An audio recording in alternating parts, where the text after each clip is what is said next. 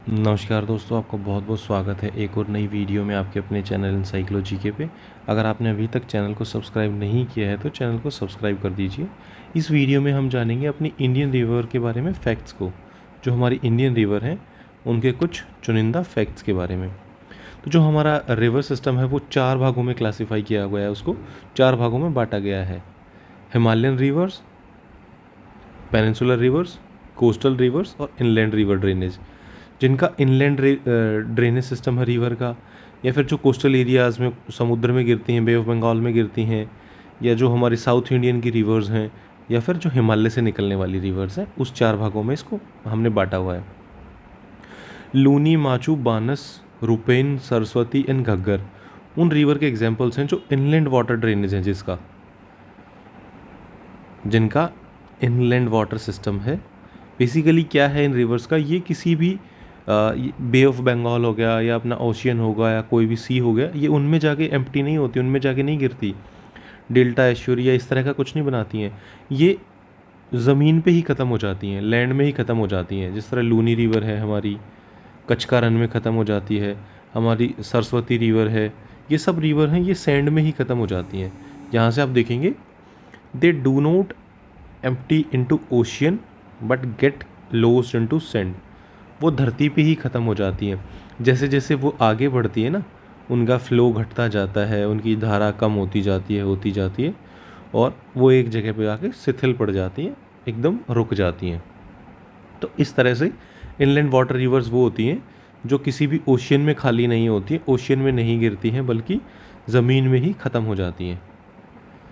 Point 3 की तरफ move करते हैं। स्वर्ण रेखा, वंशधारा, नागावली, वेगा, नेत्रावती और शरावती कोस्टल रिवर के एग्जाम्पल्स हैं कुछ। स्वर्ण रेखा, वंशधारा, नागावली, वेगा, नेत्रावती और शरावती, ये कुछ कोस्टल रिवर्स के एग्जाम्पल्स हैं। आगे मूव करते हैं। The longest flowing river in India is Ganga, और Ganga followed by Godavari, Yamuna, Krishna and Narmada. ये इंडिया के अंदर की बात हो रही है। अगर हम प्रॉपर ओरिजिन से देखेंगे ना, कि ओरिजिन उद्गम स्थल से जो भी कोई रिवर निकलती है वहाँ से लंबाई, तो सबसे ज़्यादा लंबाई है इंडस रिवर की। फिर हमारी ब्रह्मपुत्रा आती है, ब्रह्मपुत्रा, ये जिसको हम सिंधु रिवर बोलते हैं। इसी पे Indus valley civilisation and all concept है जो। लेकिन ये इंडिया के ओरिजिन वाली रिवर्स हैं। तो सबसे जो बड़ी लंबाई है, जो लेंथ है, सबसे ज़्यादा लेंथ है गंगा की, फिर गोदावरी, फिर यमुना, फिर कृष्णा और फिर नर्मदा। ये एश्योरी बनाती है, एश्योरी, ये डेल्टा नहीं बनाती है नर्मदा। तो 5वें फैक्ट की तरफ मूव करते हैं। The longest river which flows through India is the Indus which originates in Tibet and enters Pakistan before flowing into the Arabian sea. अरब सागर में गिरने से पहले जो सबसे लंबी नदी है ये पाकिस्तान में एंटर कर जाए, जो इंडस रिवर है हमारी, इंडस, ये तिब्बत से ओरिजिन है इसका, और तिब्बत से निकल के इंडिया में एंटर होती है, और इंडिया से ये पाकिस्तान में एंटर हो जाती है, इंडिया से पाकिस्तान में, और वहाँ से अरेबियन सी, अरब सागर में गिरती है। अगर ओरिजिन से एंड तक देखा जाए ना, समुद्र में उद्गम स्थल से लेके समुद्र में गिरने तक, तो सबसे बड़ी लंबाई है इंडस वैली, जो इंडस रिवर की, सिंधु नदी की। पॉइंट 6 की तरफ मूव करते हैं। The Ganges is also known as the Bhagirathi since king Bhagirath was responsible for bringing it from heaven to earth.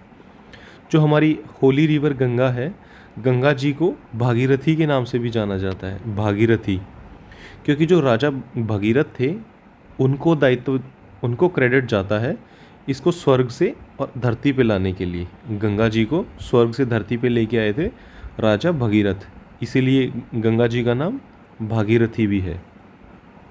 7वें point की तरफ बढ़ते हैं हम। The part of river Ganga which flows in Bangladesh is known as Padma.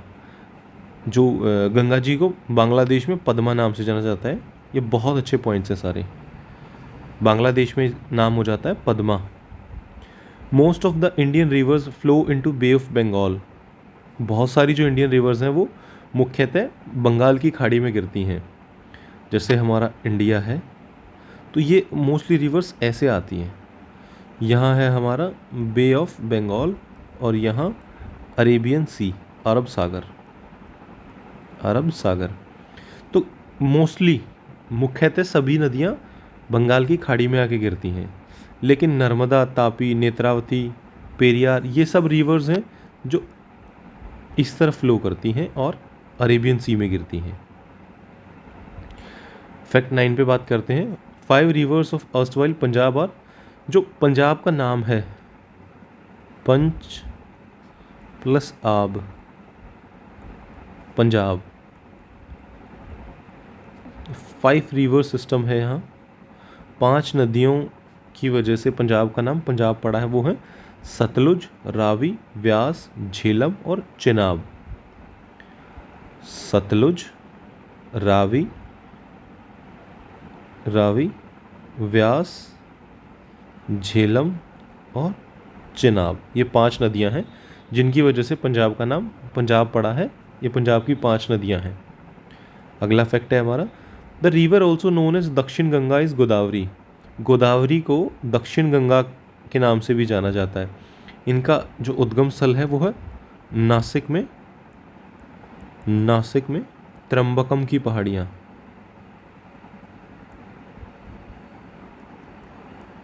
त्र्यंबकम की पहाड़ियाँ, और यहीं पर त्र्यंबकेश्वर महादेव टेम्पल भी है। त्र्यंबकेश्वर टेम्पल भी है, और यहीं पे नासिक में ही कुंभ मेला भी लगता है। कुंभ मेले का आयोजन भी यहाँ किया जाता है। 11वें फैक्ट की बात करते हैं। Brahmaputra is known as Tsangpo in Tibet and Dihang in Arunachal Pradesh. Brahmaputra river is known as Jamuna in Bangladesh. जो ब्रह्मपुत्रा है उसके 4 नाम हैं। पहला, तिब्बत में इनको जाना जाता है सांगपो के नाम से, सांगपो। फिर अरुणाचल प्रदेश में जाना जाता है दिहांग। एक्चुअली दिहांग एक और रिवर है जो इसकी ट्रिब्यूटरी है, बट इनको मिला के ही दिहांग के रूप में जाना जाता है। थर्ड, इंडिया में फिर इनको बोला जाता है नॉर्मल प्लेन्स में अपने ब्रह्मपुत्रा। दिहांग और ये सब मिलने के बाद ब्रह्मपुत्रा बनता है। और बांग्लादेश में एंटर करने के बाद इनको जाना जाता है जमुना के नाम से। तो ये आपको यहाँ से चारों पॉइंट्स क्लियर हो जाएंगे कि तिब्बत में क्या जाना जाता है, दिहांग रिवर के साथ में इनको दिहांग जाना जाता है, फिर ब्रह्मपुत्रा हो जाता है, और बांग्लादेश में एंटर करने के बाद इनका नाम जमुना हो जाता है। द रिवर नोन एज सिंघी कंबन, शेर का मुंह, वो जाना जाता है इंडस रिवर को, सिंधु नदी को। बहुत इंपॉर्टेंट पॉइंट है ये, यहाँ से मार्क कर लेंगे इसको। 13th पॉइंट है हमारा, the river known as Bengal sorrow is river Damodar. Damodar नदी को बंगाल का शोक बोला जाता है, बंगाल का शोक। ये बहुत ज़्यादा डिस्ट्रक्शन करती है बंगाल में जाके दामोदर रिवर, फ्लड आने के बाद और वो सब, तो इसलिए इसको बंगाल का शोक जाना जाता है, बंगाल सोरो। और ऐसे ही बिहार सोरो किसको जाना जाता है, ये जाना जाता है कोसी रिवर को। कोसी रिवर ये नेपाल से इंडिया में आती हैं और बहुत ज़्यादा डिस्ट्रक्शन करती हैं। हमारे मानसून टाइम पे बिहार में हर जगह बाढ़ ही बाढ़ होती है इसकी वजह से। 14th क्वेश्चन की फैक्ट की तरफ मूव करते हैं। प्रयाग और इलाहाबाद, इलाहाबाद का नाम है अभी प्रयागराज, नया नाम है Prayagraj. Is believe to be confluence Sangam of these rivers. जो प्रयागराज है उसको 3 नदियों का संगम स्थल जाना जाता है, गंगा, यमुना, सरस्वती। ये इन तीनों का यहाँ मिलन होता है इलाहाबाद में, प्रयागराज में।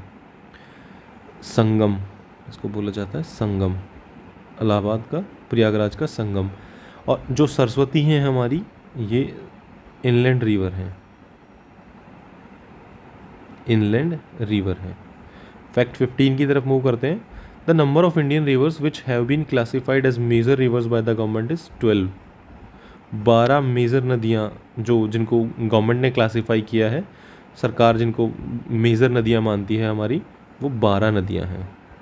हम उनके पॉइंट्स भी आपको नाम भी बता देंगे आगे। There are 3 trans-Himalayan rivers which originate in high Tibetan plateau and cut across the mighty Himalayan ranges। हमारी 3 हिमालय से निकलने वाली मुख्य नदियां हैं, सिंधु, ब्रह्मपुत्र और सतलुज। सिंधु नदी तिब्बत से ओरिजिन होता है, फिर इंडिया में एंटर करती है, फिर पाकिस्तान में एंटर करती है, फिर अरेबियन सी में गिर जाती है। ब्रह्मपुत्र चाइना से ओरिजिन होकर तिब्बत से सांगपो बोला जाता है, फिर अरुणाचल प्रदेश दिहांग बोला जाता है, फिर ब्रह्मपुत्र हो जाता है, फिर बांग्लादेश में एंटर करके और बे ऑफ बंगाल में गिर जाती है जमुना नाम से। सतलुज रिवर है, सतलुज का भी ऐसा ही है। सतलुज इंडिया में एंटर करती है हमारा तिब्बत से और फिर हमारे अरेबियन सी की तरफ ही, इंडस में ही मिल जाती है ये।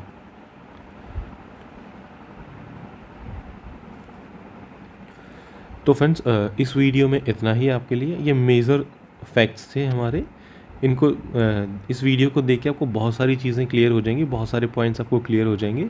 अगर आपने अभी तक चैनल को सब्सक्राइब नहीं किया है तो दोस्तों चैनल को सब्सक्राइब कर दीजिए। नमस्कार दोस्तों।